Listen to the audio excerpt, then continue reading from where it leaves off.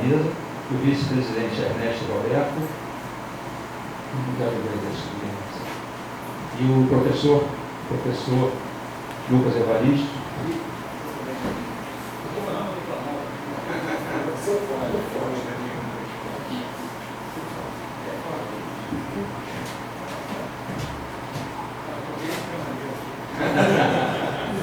Aqui, Ernesto, senta aqui você. Senta aqui. Professor, eu vou para aqui. Senta aqui, Ernesto. Isso. Tá, senta aí. Marcelo, você anda no centro, né? Então vamos dar início à nossa atividade de hoje. Eu vou passar a palavra ao presidente da associação para a abertura do evento. Marcelo, por favor. Bom dia a todos. Sejam bem-vindos à Casa Ferroviária. Para os que nunca estiveram aqui, a nossa sede, né? No ponto 3, inclusive 30% que era lá no sede 3.3, mas nem por isso nós cuidamos dos nossos valores, nossa missão, nossa visão e nosso intuito de preservar a ferrovia, lutar pela ferrovia e pelo ferroviário principalmente. Né? Essa casa é a casa de rua que a gente faz há alguns anos, né? A casa do ferroviário. Nós procuramos aqui abraçar todos os ferroviários, todos, indistintamente, se é engenheiro, se é técnico, se é artífice, se é auxiliar, não interessa. É ferroviário, sintam-se abraçados e protegidos por essa casa. Essa é a nossa missão. Essa é a nossa missão, por isso nós estamos aqui. E o Hélio agora, no meio de começar nossas palestras técnicas, né? Ficamos parados durante quase mais de um ano, para a discussão de problemas seríssimos que nós tínhamos na outra série. Graças a Deus nós conseguimos contornar, conseguimos trabalhar, conseguimos instalar um recorde do apoio da diretoria e do conselho. Em menos de 2 meses nós mudamos e construímos isso daqui. Então foi um trabalho de julho, né? Teve a participação dos todos. Hoje é uma data especial, né? Nós completamos, a completa 172 anos, né? Um gesto iniciativo do meu evangelista de Souza, né? Há 172 anos teve essa visão de iniciar a nossa ferrovia. E o ano que vem, não menos importante, a nossa Infer completa 35 anos e a ECB, que é a nossa mãe, completamos 90 anos. Poucas coisas no Brasil duram 90 anos. Depois de 50 acabou. Então, 90 anos deve ter algum valor, né? Então nós estamos trabalhando para preservar essa casa para o centenário. Essa é a missão dessa diretoria. Há 3 anos nessa batalha de preservar a Infer e deixar um caminho para ela para chegar ao centenário, que é muito difícil. Então, ano que vem, eu criei uma comissão para justamente termos as festividades dos 35 anos da Infer, junto dos 90 anos da ESB. Nós vamos ter uma série de eventos técnicos, sociais, e desde já os senhores estão convidados. Bom, senhores, sem mais delongas, eu vou passar a palavra ao Hélio para a gente começar a agradecer. Obrigado. Obrigado, presidente. Queria dar 2 avisos antes. Com essa retomada do nosso ciclo de palestras que nós estamos iniciando hoje, eu queria que vocês anotassem na agenda de vocês. Dia 14 de maio, às 10 horas, aqui nessa casa, vamos prosseguir um ciclo de palestras sobre o tema Pontes BST, o sistema ideal para o Rio de Janeiro.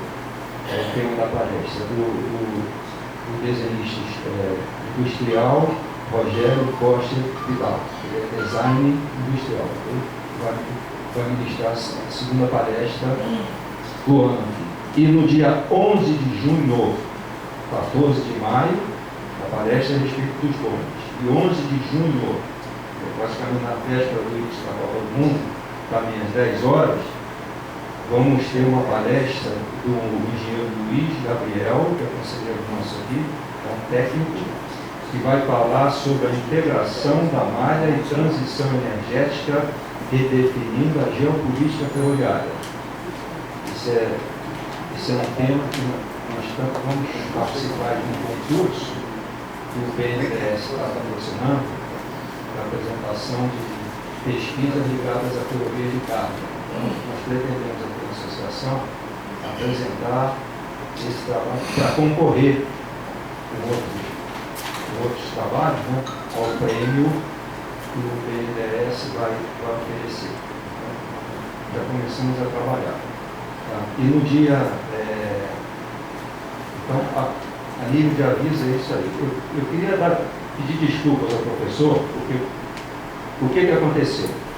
A última palestra que a gente fez aqui nessa casa foi no endereço anterior, na nossa antiga sede. Foi no dia 30 de 4 de 2025. Coincidentemente, a comemoração de 171 anos de ferrovia aqui no Brasil. Foi uma palestra do nosso colega Marcos Quintela, da diretora de transporte da FGV. A gente começou a ter uma série de problemas no nosso auditório, de vazamentos e tudo. A gente teve que ir para o auditório e não pôde fazer a palestra com o professor, porque nós combinamos no evento Negócio nos Trilhos ano passado, lá em São Paulo, nós combinamos a respeito da possibilidade, no final do ano passado, fazer o lançamento do seu livro aqui na entidade. Então eu peço desculpas que não foi possível. Só hoje que a gente está retomando o ciclo de palestras, ok? Então, a seguir, para ele começar a palestra dele, eu vou ler o currículo resumido do professor Lucas Evaristo. O convidado é cientista de dados, consultor ferroviário e professor universitário. Autor do livro recém-lançado Segurança Operacional dos Trens para a Ferrovia de Cargas e Passageiros. Evaristo tem experiência comprovada no Brasil e no exterior. Já atuou orientando secretários de Estado e organizações ferroviárias e trilhas, além de atuar como perito judicial em causas relacionadas à ferrovia no Tribunal de Justiça do Estado de Minas Gerais, como autônomo e independente. Foi embaixador do negócio nos trilhos da Expo 2025, conforme eu comentei, o maior evento ferroviário do Hemisfério Sul, bem como palestrou no mesmo evento. Também já foi palestrante em eventos no Brasil e no exterior. Atualmente apoia startups voltadas à ferrovia e mineração, com foco em inteligência artificial, indústria 4.0, indicadores operacionais, PCNs de determinamento e segurança operacional. Na ocasião, hoje então, o professor vai apresentar a palestra sobre o tema Ferrovia Pop, trazendo reflexões sobre a importância, desafio e perspectiva do transporte ferroviário no nosso país. Ok? Então, professor, a palavra é sua. Não, ele vai só falar. Tá? Quer ficar aqui ou quer ficar sentado?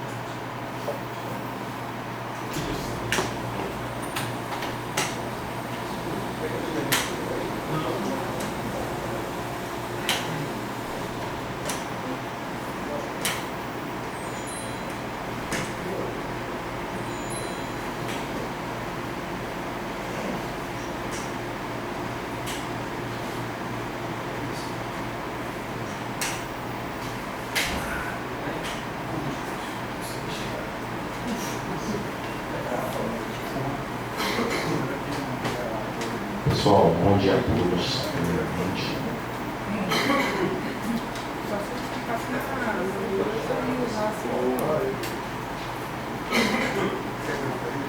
Senão começa a falar mal do Michel Pinheiro.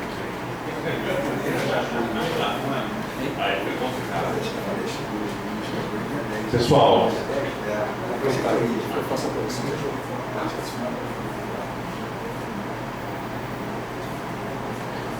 Pessoal, bom dia a todos. Meu nome é Lucas Evaristo. É um prazer imenso estar aqui na cidade do Rio de Janeiro, uma cidade que tanto representa para a ferrovia brasileira. Daqui saíram e estão e vivem grandes ferroviários brasileiros, ao qual eu tenho o orgulho de chamá-los de amigo ou amigos. Grandes homens que construíram a ferrovia brasileira, que eu, quando era adolescente, lia nos livros, e hoje eu posso apertar a mão, posso conversar, posso trocar ideia, posso aprender mais. Destacar também pessoas que hoje geram um grande impacto na ferrovia nacional. Aqui citar o nosso querido amigo Henrique, citar o Dado também, que hoje representam muito para a ferrovia, levando o nosso modal à frente. Quando eu cheguei, eu conversei com o nosso querido aqui, qual é o nome dele? O nome do senhor? Sérgio. O Sérgio, eu conheci ele lá na Supervia, num evento em 2024, foi isso? Lá em Deodoro. E na época a gente estava numa tentativa de retomada da Supervia, né? A Supervia é uma ferrovia que eu trabalhei lá há algum tempo e é uma ferrovia que eu amo. Eu sou apaixonado pela Supervia. Eu considero os funcionários da Supervia grandes heróis, porque eles lutam em muitas frentes, né? Os funcionários da Supervia, eles lutam de um lado com a criminalidade, de outro lado com governos municipal, estadual, federal. Na maioria das vezes não coopera com a própria ferrovia, com a própria Supervia. Enfim, fora a situação geral da cidade do Rio de Janeiro, o caos, o colapso, a questão da segurança e tudo mais. Então eu sou fã de cada um dos funcionários da Supervia. Realmente é um povo que tem dedicação, tem empenho e tem força de fazer acontecer. Eu acredito que no dia que a Supervia parar, a cidade do Rio de Janeiro vai entender a real importância dela. No dia que a Supervia não estiver transitando, os governos vão entender a importância dessa empresa. Ela é uma empresa de suma importância. Ela é o coração da cidade do Rio de Janeiro. E ela é uma ferrovia histórica que deu início a outras ferrovias que atuam em outros estados e serviu como modelo de engenharia para vários outros ramais, para várias outras ferrovias. E hoje a gente comentou, né, sobre um pouquinho da questão política ligada à ferrovia. Pessoal, não sei se tem algum político aqui, mas acredito que todos aqui são pessoas que trabalharam lá como CLT, que bateram ponto, que fizeram projeto, que desenvolveram, que geriram equipes. Pessoal, nós não podemos deixar que a política invada a ferrovia. Nós temos que, como ferroviários, influenciarmos na política, influenciarmos na ação pública, apresentarmos pareceres técnicos com a opinião das associações, com a opinião dos técnicos, com a opinião dos especialistas. Nós temos que virar esse jogo. E pensando sobre isso, eu pensei num outro ramo que fez esse trabalho muito bem. E o ramo é o a agropecuária. Eu vou fazer hoje eu estou só no gogó, hoje não tem slide. Então eu vou interagir bastante com vocês. Pessoal, o agro é?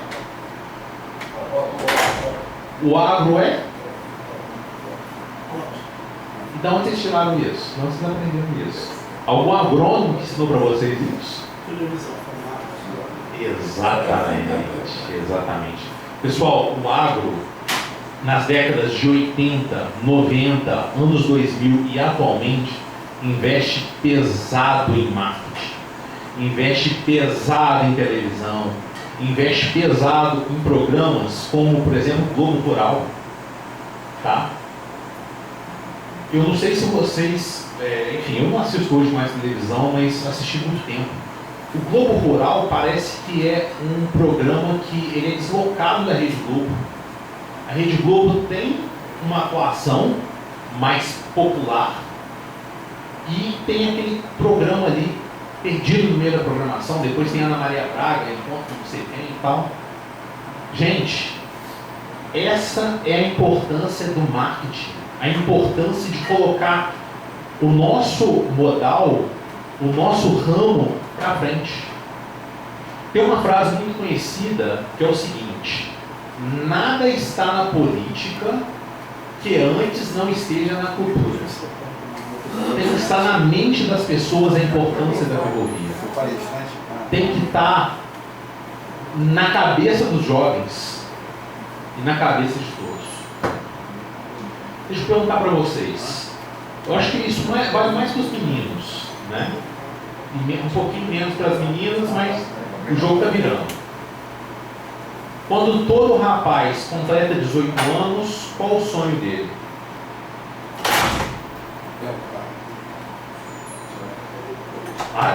Lá.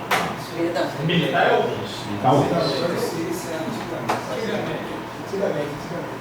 Exatamente.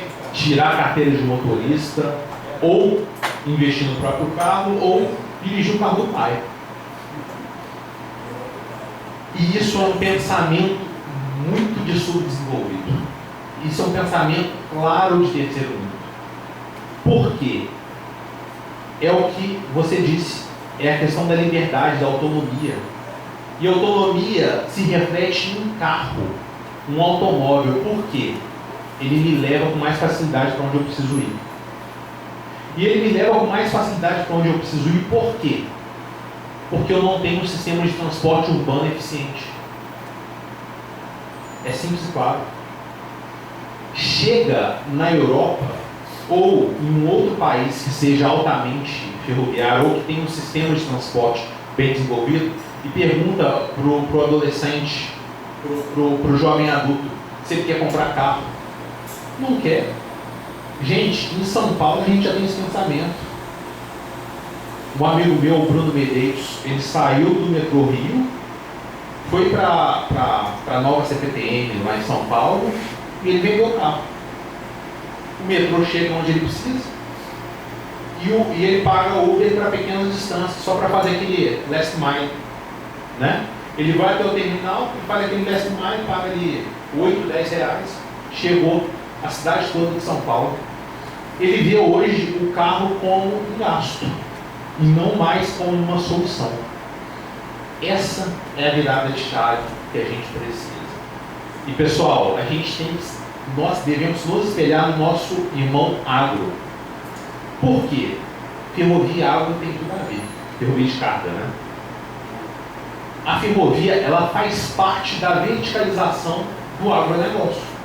O agro produz em volume, a ferrovia transporta em volume. Hoje quem faz esse transporte, aqui no Brasil, via de regra, a Rumo e a VLI, que é majoritário no transporte de grãos. Temos a Ferroeste também, mas numa escala menor. Tá? E por que dessa importância? Eu vi uma frase num quadro aqui fora e eu fotografei e me chamou muita atenção. A mensagem diz o seguinte: o Brasil precisa de ferrovias como sangue de oxigênio. E a tarefa que pesa por sobre os ombros das autoridades brasileiras é construir ferrovias para o Brasil. Sem integração dos modais, não haverá mobilidade urbana. Rodovia não tem o apelo da ferrovia. Gente, assim, eu trouxe essa mensagem para cá porque ela se casa diretamente com o tema da nossa palestra e o motivo de eu estar aqui hoje. Tá? Vamos avançando então? Vamos lá. Pessoal, eu trouxe aqui alguns pontos que o agronegócio tomou de decisão para que a gente aprenda e também vá colocar a ferrovia na mente das pessoas, na cabeça das pessoas, trabalhando primeiro na cultura, mexendo na educação, né? Hoje, quer ver um exemplo? Você chega numa loja de brinquedo hoje em dia, você tem dificuldade de achar um ferrorama. Não tem? Mas carrinho em qualquer esquina você acha. Gente, isso começa de pequeno, começa de novo. Muita gente que é apaixonada por ferrovia começou se apaixonando por ferromodelismo e depois avançou para a ferrovia, tá? Então é trabalhar no pequeno para atingir o grande. Pessoal, o longo prazo ele é inevitável, mas o trabalho tem que começar o mais cedo possível, tá? Mesmo que esse longo prazo seja muito longo, ok? Qual o primeiro ponto que o agro tomou e que a gente tem que tomar aqui no nosso modal, no nosso métier? Uma mensagem simples e repetível. Simples e repetível. O agro é? Primeiro a gente tem que criar um slogan. Porque, vamos ser sinceros, a gente ferroviário não é muito bom de slogan não. Então a gente tem que criar um slogan ali que seja chiclete, né? A Rumo tem até um slogan legal, né? Mas a gente precisa para a ferrovia, desenvolver esse pensamento para a ferrovia. Então, primeiro de tudo, a gente precisa de um slogan, tipo o agro é pop. A gente precisa fazer um movimento e não uma campanha específica. O que é movimento? Movimento é longo prazo, tá? Não é achar que vai começar hoje e que amanhã já vai estar tudo mudado, tá? O movimento, ele começa influenciando a mente das pessoas, influenciando as frentes parlamentares. E quem que influencia? Povo. E a principal representação do povo, assim, de nicho, são as associações. Então, fazer a aproximação das associações com as frentes parlamentares. Eu sei que é difícil, muitas vezes tem resistência, né? Tem disputa de poder, a gente sabe disso. Mas, pessoal, os qualificados têm que chegar na ponta, tá? Terceiro ponto, o orgulho de ser ferroviário.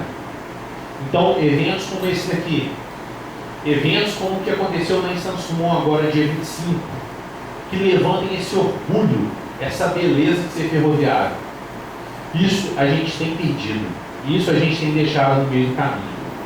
Isso tem sido olhado como nostalgia e não como orgulho de ser e pertencer. Hoje a gente olha para o agronegócio, eles têm música. Vocês já viram aquele Ana Castela? Vocês conhecem essa cantora? Ela só canta sobre agro, cara. Só é chapéu, é botina, caminhonete, é não sei o que, é plantação, e é o boi, e não sei o que, e vamos cuidar da... Estou falando mentira? É só isso. Gente, se a gente tiver um cantor para a ferrovia, a gente está tão distante disso que é até meio louco pensar nisso. Mas imagina alguém divulgando isso o tempo todo e fazendo isso parecer grande.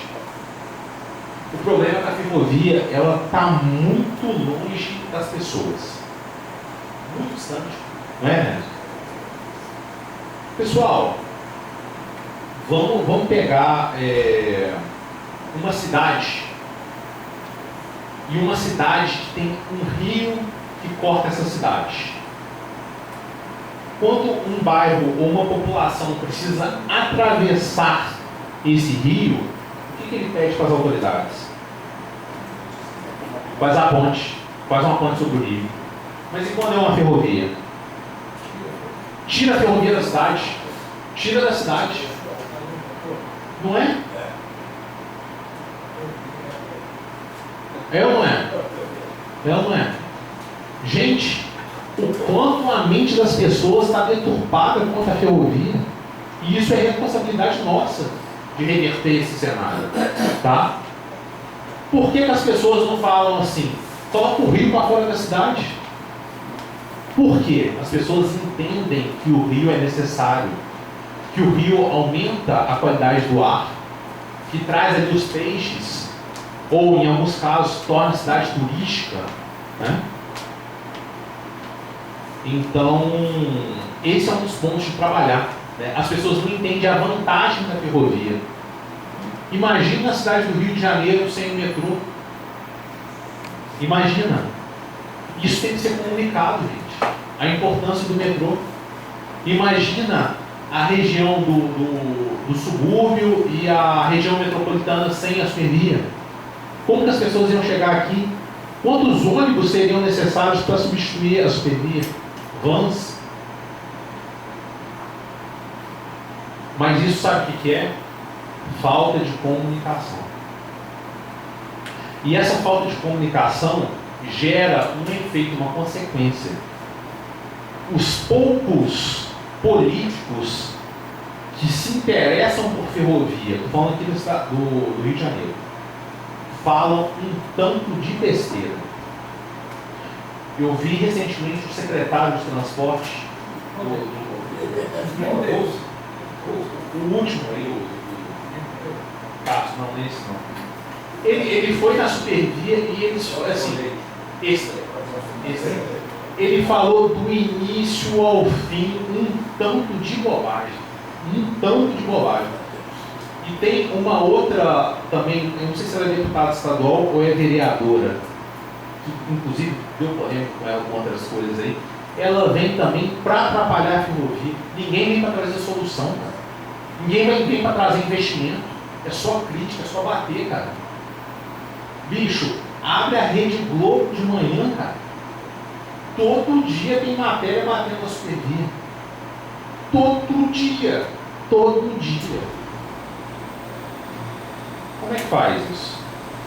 Tem matéria batendo no agro todo dia na TV? Nem vou falar. A turma defende. Entendeu? E estou para falar uma coisa. A gente está num ano eleitoral, tem aí esquerda, direita. Em relação ao agro, você vê pouco ataque, pouca rixa. O agro fala com os dois. O agro fala tanto o pessoal do Lula quanto o pessoal do Bolsonaro. Entendeu? Não é? Beleza? E vamos lá. Deixa eu falar com vocês. Lá no Mato Grosso, quanto que os caminhões de transporte não geram de acidente na rodovia? Vocês ouvem falar disso? É muito acidente que gera os caminhões do agro, tá? Mas por quê? Trabalhou a cultura, trabalhou a comunicação, virou o jogo. A gente precisa fazer isso, Dizem que a gente tem 30 mil quilômetros de ferrovia, né? Dizem, né? Mas se você for procurar com a lupa, você não acha tudo não, viu? Não, acho que dá um pouco mais. Mas 30 não acho que está longe de 30. 30 é para não ficar muito feio. Eles botam tudo. E mostrar o impacto real. O agro faz isso. O agro fala assim: a gente que alimenta o Brasil, a gente que alimenta o brasileiro. A maioria do agro é para exportação. Mas eles comunicam bem. Trabalha a mente, a cultura, a alma e o coração das pessoas. Gente, eu não estou falando contra o agro não, tá? Eu estou falando o que eles fazem que a gente tem que aprender com eles. Tá? Antes que o pessoal ache que o cara veio criticar o agronegócio negativo. Mostrar um impacto real. Vocês sabem quantos caminhões que a MRS Logística tira por dia na linha do centro? Por dia. 8.500 caminhões. Por dia. Tá? No trecho do minério, que deságua no porto aqui no Rio, no litoral. Sexto ponto. Humanização do setor. Muitas vezes a gente trabalha com ferrovia, o Henrique lá trabalha com ferrovia, e muitas vezes a gente acha que a gente trabalha com trem. A gente não trabalha para o trem, a gente trabalha para as pessoas. A gente vai fazer manutenção no AMV para o transporte ficar mais eficiente e seguro para as pessoas. A gente tem que comunicar isso, tá? O transporte de minério está sendo feito para chegar o celular na sua mão, tá? O transporte de grão está sendo feito para chegar alimento na sua casa.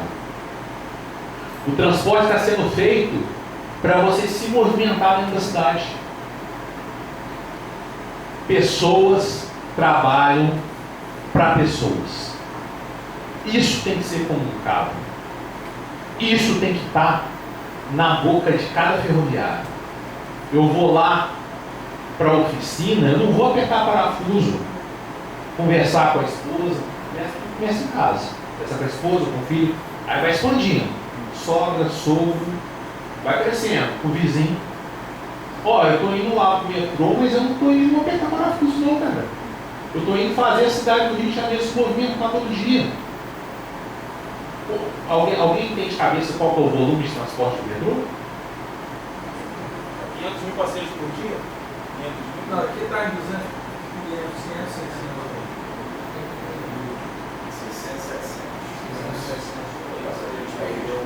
Por dia. Por dia. Multiplica por mês. E quanto que dá no ano? Agora transfere toda essa galera no volume anual e coloca dentro de carro e ônibus. Faz um show igual vai ter da Shakira aí, sem transporte público, sem o transporte ferroviário. Funciona?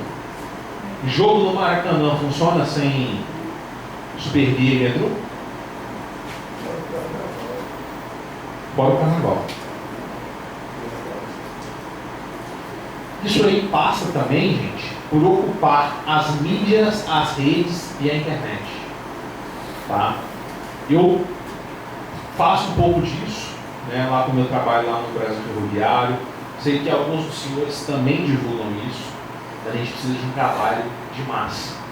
E, acima de tudo, a gente tem que chegar nos empresários e falar assim, cara, me patrocina um pouquinho aí, cara. Joga um dinheirinho aqui para o negócio crescer, cara.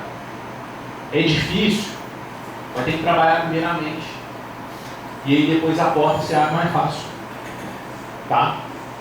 Quanto os produtores rurais não investem hoje em música? A gente vê aí, né? E vice-versa, né? Leonardo, Eduardo Costa, Gustavo Lima, estão pertinho do setor produtivo. Oitavo ponto, sair da postura reativa. A gente muito responde, muito se defende. A gente tem que começar a ocupar espaço, a avançar, a ir para cima, ocupando as mídias, ocupando a TV, rádio, internet, YouTube, tá? Tem um trabalho muito bacana de divulgação de acervo histórico na internet. Outros amigos, né, com acervo de museu e tudo mais. Sei que também a Infer tem trabalhado nessa área também, incentivar a parte de proteção de acervo, de recuperação de locais. A gente tem aqui a estação Leopoldina, se não me engano, né? Ainda está meio, não se sabe para onde vai, né? Ou já está definido?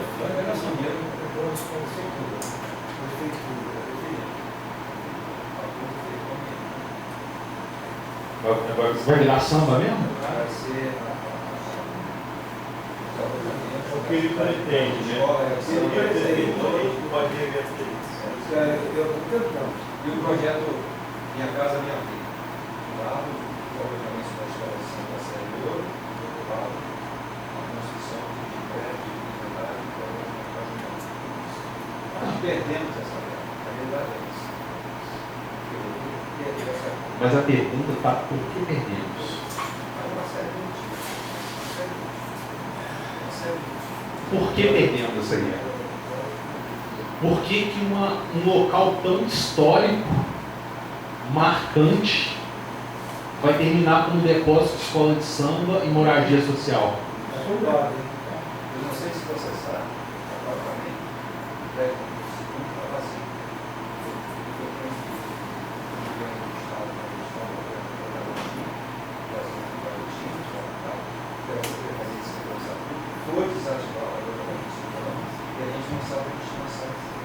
Então, centro da história de festa central do Brasil, a principal história de festa do Brasil. Está desativado. O que vai ser? Qual a destinação? Então, você vê que não é só padrão de moda. Falar isso agora é muito importante. É isso. Mas, senhor Brasil, são 2 secretários de transporte, 4 secretários de governadores 10 anos. presos, 4 governadores presos por 10 anos. Isso é o estado do Rio de Janeiro. 4 não, 6. O sede da rede ferroviária foi desativado porque levaram os funcionários da CDP lá para o Sapucaí. Eu veio agora e botaram no colégio lá, no federal, lá dentro, e botaram na rede ferroviária. Quer dizer, os 3 grandes prédios que do Rio de Janeiro, de ferrovia, complexo Barão de Mauá. Aquele segundo, o prédio da administração geral da rede, para que é a situação do Rio de Janeiro.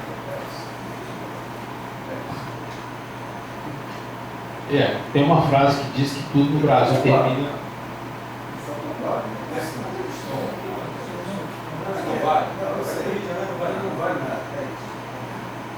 E a gente diz que tudo no Brasil termina em samba, mas não imaginei que fosse desse jeito. Infelizmente, nossa ferrovia está terminando em samba.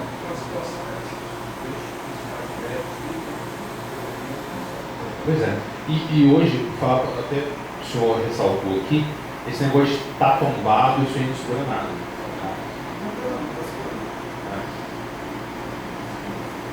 E 10º ponto, e mais importante, é a consistência no tempo.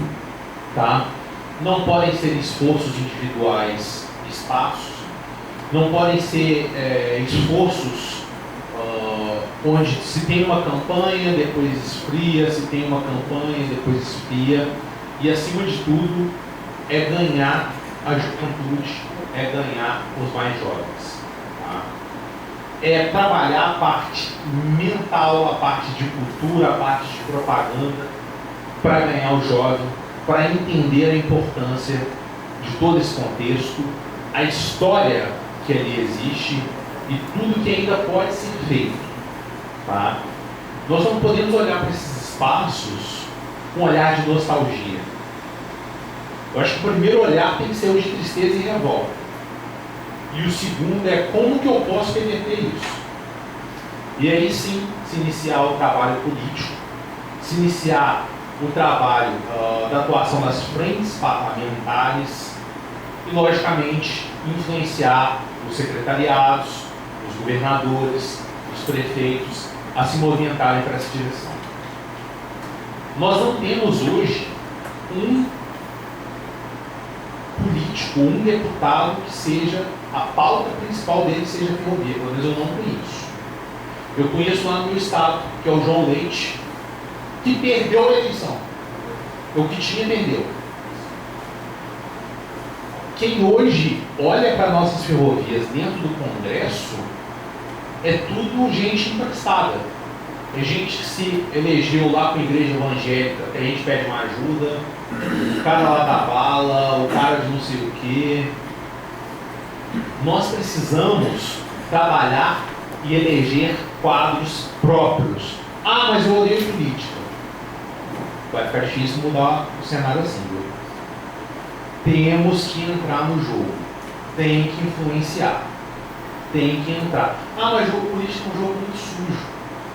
Cara, é a forma que dá, é a forma que é. Né? Ah, mas nunca vai dar certo. Ontem teve uma votação que nos últimos 150 anos não tinha se visto nada igual. Mudou ou não mudou? Quebrou um paradigma de quase 150 anos. Dá ou não dá para mudar a ferrovia? Dá ou não dá, pelo menos, para tentar? Ok? Só que não adianta ir sem trabalhar antes a parte cultural. Sem trabalhar antes as universidades. Sem estar na cabeça das pessoas. Ok? Eu trouxe aqui um textinho para eu finalizar aqui a minha palestra, partir para a parte final. para explicar para vocês o que é um fluxo de minério de ferro e o impacto real disso. Tá? Aqui eu estou considerando o fluxo de minério da MRS Logística, que é a ferrovia que roda lá na minha região, deságua também em alguns pontos aqui. Por dia, no fluxo majoritário de minério, corresponde a aproximadamente 765 mil toneladas transportadas por dia. Se considerarmos que um caminhão transporta em média 30 toneladas, seriam necessários 25.500 caminhões por dia para realizar o mesmo transporte. Isso sem contar a carga minoritária, que não é minério, que aí vai ser produto siderúrgico, container e tudo mais. Exato. Isso eu estou considerando somente o minério. Tá? E os 33 que voltam vazio. Então ele vai carregado e volta vazio. Tá? Exato. Isso representa o equivalente a 51 mil caminhões por dia a menos nas estradas. Tá? Então olha só, nós temos um trem de 204 vagões, cada vagão com 125 toneladas, multiplicando 25.500 toneladas por viagem. Tá? São 30 trens carregados por dia, por isso que dá esse volume de 51 mil caminhões a menos. Gente, o quanto que isso representa de pais de famílias que chegam em casa sem sofrer acidente, desgaste da infraestrutura rodoviária, tá? Consumo de combustível. A gente teve aí agora o problema da crise lá do fechamento do Estreito de Hormuz, onde não estava passando o petróleo e os derivados do petróleo e o gás.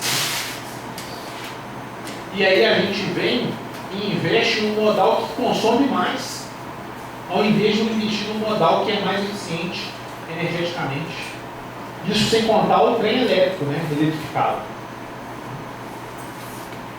Com menos caminhões circulando, as estradas se tornam naturalmente mais seguras, com menor risco de acidentes, menos desgaste de infraestrutura, redução da emissão de gases poluentes. É importante ressaltar que isso não significa a eliminação do trabalho dos caminhoneiros. Pelo contrário, esse papel fortalece o chamado last mile, ou última milha. Tá? Que é o quê? O trem ele sempre roda de terminal a terminal. Mas para chegar na porta do cliente ele precisa de caminhão. Esse último trajeto é o chamado last mile. Show? Assim como aviões e navios que operam de terminal a terminal, a ferrovia também precisa de caminhões para completar a sua jornada logística. Cada modal tem a sua vocação e, quando bem integrados, formam um sistema de transporte mais inteligente, eficiente e seguro. E para fechar, eu vou trazer aqui de novo a frase que está ali na parede. O Brasil precisa de ferrovias como o sangue precisa de oxigênio.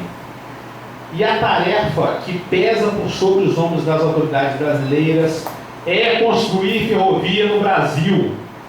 Sem integração dos modais, não haverá mobilidade urbana e complemento. Não haverá eficiência logística. Tá bom? Pessoal, por fim, agradecer ao convite, né, professor Érico, professor Ernesto, demais, ao presidente. Agradecer a cada um aqui dos presentes e vou convidar vocês a, né, assim, sem modéstia à parte, né, todo final de apresentação vem com palmas, né? Não é a capital do Tocantins. Mas eu aprendi de um jeito diferente e ferroviária de se bater palmas, que é assim, ó, imitando a locomotiva. Quando eu completar final do movimento, vocês batem as palmas, ok? Vamos lá. Não, vamos lá. Vamos lá.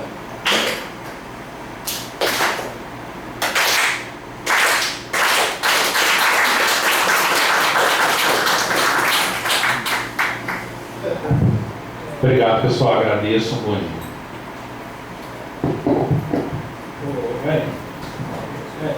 As considerações, né, Marcelo? Não, vai ser interessante. Vai ficar aí. Eu vim preparado, não vim preparado para esse tipo de apresentação, né, professor? Mas, de qualquer maneira, eu gostaria de fazer algumas reflexões sobre o que o senhor colocou, muito pertinente, né? E vai ao encontro de muitas das nossas percepções e preocupações aqui na Infer, para receber. O senhor foi para lá e foi para cá. A questão da supervia, a gente concorda com esse livro que o senhor falou, vou deixar nas suas mãos dois manifestos que nós fizemos sobre esse assunto, justamente, e foi divulgado amplamente, justamente tratando da expertise desse pessoal da supervia, dos heróis, que nós temos uma tragédia anunciada, que não vai dizer que é um cisne negro, isso não será um cisne negro. Não é altamente improvável, isso é altamente provável e isso vai acontecer.